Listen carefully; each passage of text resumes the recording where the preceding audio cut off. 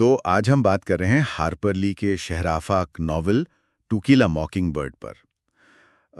ہمارے پاس ایک مضمون ہے جو اس کے اہم موضوعات کو دیکھتا ہے۔ جی، جیسے نسلی انصاف، اخلاقیات، ہمدردی، یہ سب پہلو۔ بالکل، اور مقصد یہی ہے کہ سمجھیں کہ یہ کہانی جو 1960 میں آئی آج بھی کیوں اتنی اہم ہے، اتنی متعلقہ لگتی ہے۔ تو چلتے ہیں 1930 کی دہی کے اس خیالی قصبے میں، میکوم، الاباما۔ ہاں، اور کہانی ہمیں سنا رہی ہے ایک چھوٹی بچی، اسکاؤٹ فنچ۔ جی، اور کہانی کا آپ کہہ لیں مرکز تب بنتا ہے جب اس کے والد ایٹیکس فنچ جو وکیل ہیں وہ ایک کیس لیتے ہیں۔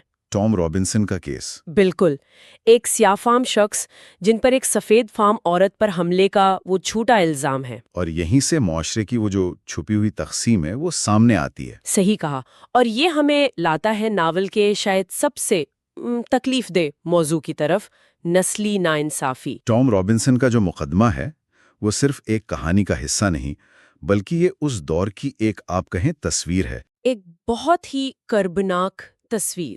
یہ دکھاتا ہے کہ اس وقت کا عدالتی نظام کیسے ناکام تھا۔ مطلب ثبوت ہے کہ ٹام بے گناہ ہے، لیکن اس کی نسل کی وجہ سے اسے سزا ملتی ہے۔ جی ہاں، یہ صرف کسی ایک شخص کا تعصب نہیں، یہ پورے سسٹم میں، پورے نظام میں پھیلی ہوئی نسل پرستی ہے۔ بہت گہری بات ہے۔ ایک ایسا نظام جو انصاف کے بجائے رنگ دیکھ رہا تھا۔ اور اسی ماحول میں، اسی ناانصافی کو دیکھتے ہوئے اسکاؤٹ اور اس کا بھائی جیم وہ بڑے ہو رہے ہیں۔ ان پر کیا اثر ہوتا ہے سب کا؟ دیکھیں، یہ ان کے لیے ایک طرح سے معصومیت کھونے جیسا ہے۔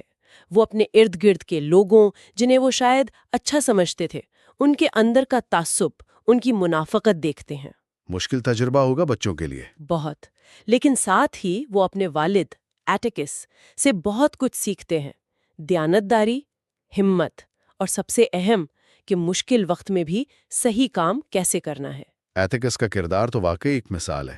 جی، وہ انہیں سکھاتے ہیں کہ اخلاقی جرت کیا ہوتی ہے۔ اور وہ جو ایٹیکس کی مشہور بات ہے اسکاؤٹ کے لیے، یاد ہے نا؟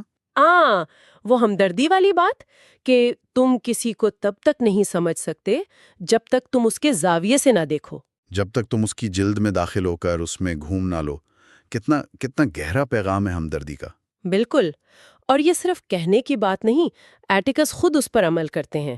دوسروں کو سمجھنے کی کوشش کرنا، خاص طور پر ان کو جو مختلف ہیں یا جنہیں معاشرہ کمتر سمجھتا ہے۔ یہ ناول کا ایک بنیادی ستون ہے۔ یقیناً، یہ صرف احساس نہیں، یہ ایک کوشش ہے، سمجھنے کی کوشش۔ کرداروں کے علاوہ